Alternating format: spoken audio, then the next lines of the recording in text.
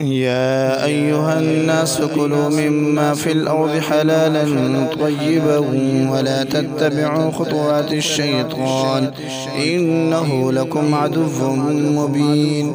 إنما يأمركم بالسوء والفحشاء وأن تقولوا على الله ما لا تعلمون. وإذا قيل لهم اتبعوا ما أنزل الله قالوا بل نتبع ما ألفينا عليه آباءنا أولو كان آباؤهم لا يعقلون شيئا ولا يهتدون. ومثل الذين كفروا كمثل الذي ينعق بما لا يسمع إلا دعاء ونداء صم بكم عمي فهم لا يعقلون.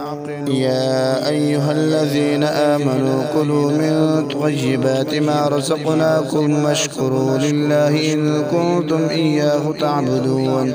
إنما حرم عليكم الميتة والدم ولحم الخنزير وما أهل به لغير الله فمن اضطر غير باغ ولا عاد فلا إثم عليه إن الله غفور رحيم.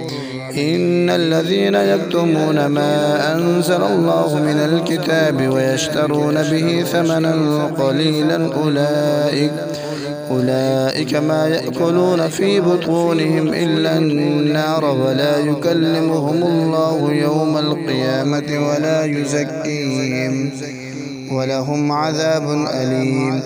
أولئك الذين اشتروا الضلالة بالهدى والعذاب بالمغفرة فما أصبرهم على النار ذلك بأن الله نزل الكتاب بالحق وإن الذين اختلفوا في الكتاب لفي شقاق بعيد.